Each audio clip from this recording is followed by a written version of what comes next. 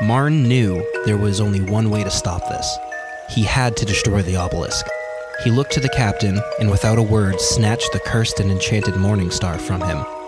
With the low gravity, he opened his arms and sailed up to the top of the obelisk, smiling like he always did. The sorceress Hadozi landed atop the obelisk and laughed. Seems like a good a time as any. He quietly whispered something to the morning star and pushed it against the obelisk. Red streaks split the side of the weapon. He knew he would catch a good chunk of Nash's crew in the blast, even if it... Shit! Damn it! Oh, okay, we're all set. You all right? Yeah. No, yeah, I just fell over. Okay. Does that happen a lot? When I'm the drunker I get. Fair enough. That aside, hello everybody. The fuck are we doing? I'm Sam. And I'm Recorder. And welcome back to Recorder and Sam.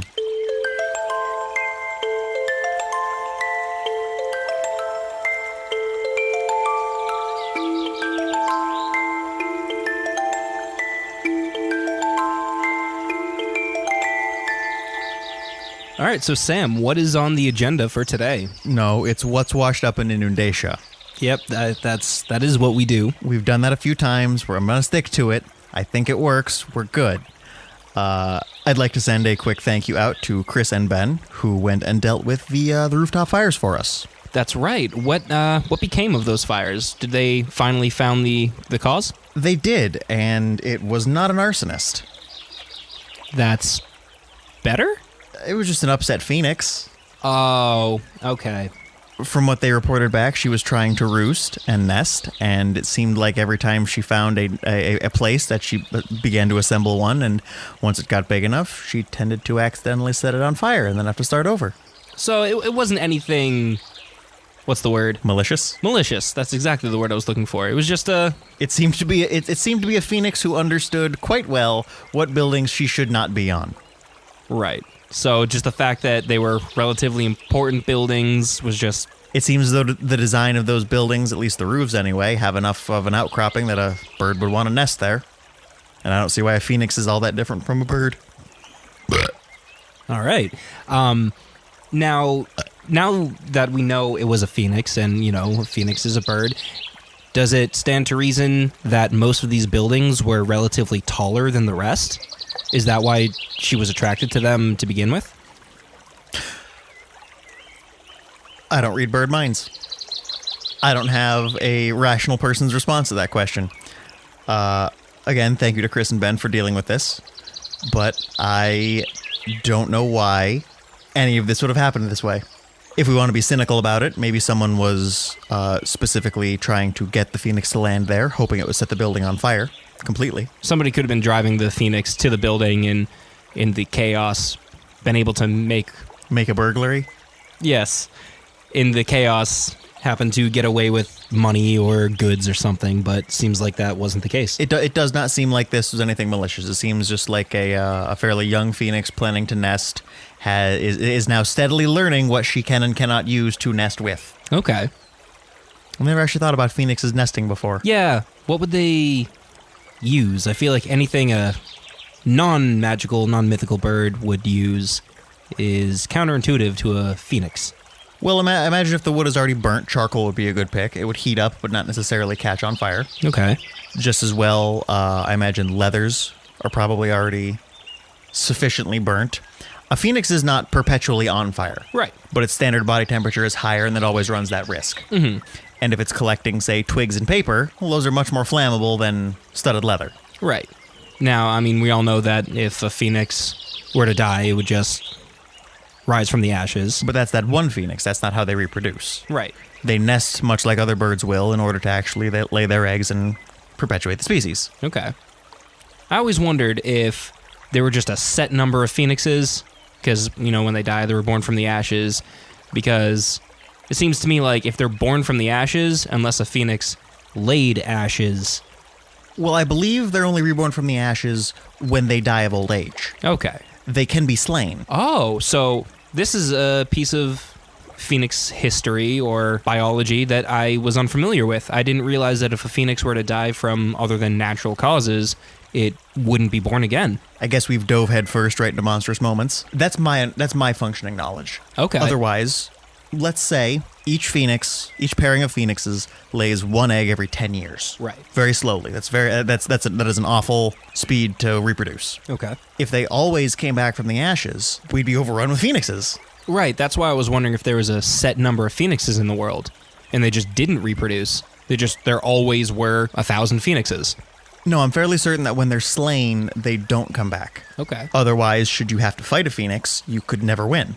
Yeah, but at the same time, I feel like a phoenix isn't all that big, and once you kill it, it would just be a chick again. So, I mean, you wouldn't win the fight, but you'd postpone it for quite a while. Yeah, but you could make yourself a lifelong enemy. Yeah. One that will outlive you every time. Yeah, that's kind of the worst enemy to have. One that you can't kill. So I could be wrong, and if anybody happens to know better, feel free to let me know. But it is my functioning knowledge of this lovely species that when they are slain, they remain slain. However, if they were to die passively, I'll say to a poison or just old age, they would come back. And I believe the same is true for the subset of cryophoenixes or any other elemental alignment they may or may not have. Okay. Now, phoenixes are, one of the oldest of magical creatures. As far as I know. As far as we know. Are they still all that rare, or are they fairly common now? In my lifetime, I've seen more than a few. Okay. It's not like they're pigeons. We don't go out into the street and sweep them off. They're just... There's still a majesty about them. They're still rare enough where we're seeing one as still a sight to behold. Right. Back when I was up and about, phoenixes didn't really come to where we were, so I haven't seen that many in my life to begin with, but I always assumed they were extremely rare and only a few people ever got to see one. But what you're saying now is, yeah, they're around. They're not terribly hard to find if you're really looking for one, it sounds like. Well, back when you were up and about, as you put it, that was quite some time ago. And if following my logic, if they lay one egg every 10 years, whether that's true or not, there would be more of them now. That's fair. I'm glad to find out that the fires weren't malicious or anyone trying to do harm. It was just a misplaced bird. But how about those roads? Has there been any development with that? The collapses, yeah. Our recon currently says that it seems like it's earth elementals that are tearing up the streets. Ah, okay. They appear to be traveling between the just underneath the streets and above the sewers. They wouldn't be able to get into the sewers as those are made of metal, but they can still freely glide through the earth that makes up both the streets and the area above the sewers. So there can be an earth melon, but not one made of metal? Elemental. And no, I don't believe there are any metal elementals. Okay, so we've dealt with one made of water before, and now there's potentially an earth one. What other kinds of melons can there be? Elemental. The primary four: air, earth, water, fire. Okay. I've heard rumors of the existence of an omnimental, which is all of that. Wow, okay. It is comprised of all four of those at the same time, and supposedly there are other ones like mud, which exist somewhere between the water and earth planes. Would those be considered hybrids? I'm less familiar with those. Okay. I'm aware that people have said they existed. There are other kinds of things that resemble elementals. For someone who doesn't think much about it, a rope golem could be considered a rope elemental. Okay. But that's just a bunch of animated rope that vaguely resembles a humanoid form. Right. It did not come from the elemental plane of rope. That'd be interesting, having just an element of rope. A long, thin plane running pretty much in a non-straight line through the planiverse. Yeah, it's the rope plane. The rope plane. But as it stands, currently people think that they are earth elementals tearing up the streets, which leads me to believe that there might be some sort of summoner, some kind of conjurer behind the scenes who put the water elemental in the sewers and is now seeming to tear up the streets with earth elementals. Right. I don't know what his purpose could be, but his or her purpose could be. If a conjurer is potentially putting these creatures there, does that mean there's something underground or in the sewers that's potentially valuable or of value to that person? You know what? These are two specifically targeted instances that involve underground. I hadn't put that together. Maybe someone is after something potentially beneath the city. I hope it's not what's in the sewer, because that I have to assume that's not useful to most things. Well, it would be useful to an Otyug. Yeah. If your pet cat swallowed your wedding ring and then somehow flushed what came out of it down the toilet, if you were a conjurer, that is your means to get it back, is summoning things to go get it back. I guess that's true, But in this instance, that conjurer taught his cat how to use the toilet, and that is the bigger crime. I guess a cat using a toilet is one of the most unnatural things we've talked about so far. Now, I know where the site Lattice was built on was a battleground a long time ago. Is it possible that there's some sort of valuable mine underneath the surface? Is that seem likely to you or no? I'm not old enough to know. I imagine that would have been something they checked when building the city originally. Okay. When each new large chunk of city gets expanded upon, they would call forth some likely arcane specialists to either divine a bit of the future to see if they run into something, or some actual, I don't want to call them geomancers, that feels wrong, some sort of earth mage to actually go check. In fact, a conjurer would be amazing for this job because they could just send the earth elementals deeper down to have them check. They speak Terran, they return to the service and let you know what they found. So that would be just a normal part of cityscaping. I have to imagine. This isn't my department. I run a business. I don't build cities. Again, that's fair enough. Now, are we solidified on the thought that this is potentially on purpose? First the creature in the sewers, now the creature next to the sewers, or is it still... I'm getting secondhand reconnaissance information. Right. I do not have a leg on which to stand to say that there is someone behind this. Okay. So for now, we're just chalking it up to coincidence. It seems to be coincidence. But if anything further develops, we will let you know.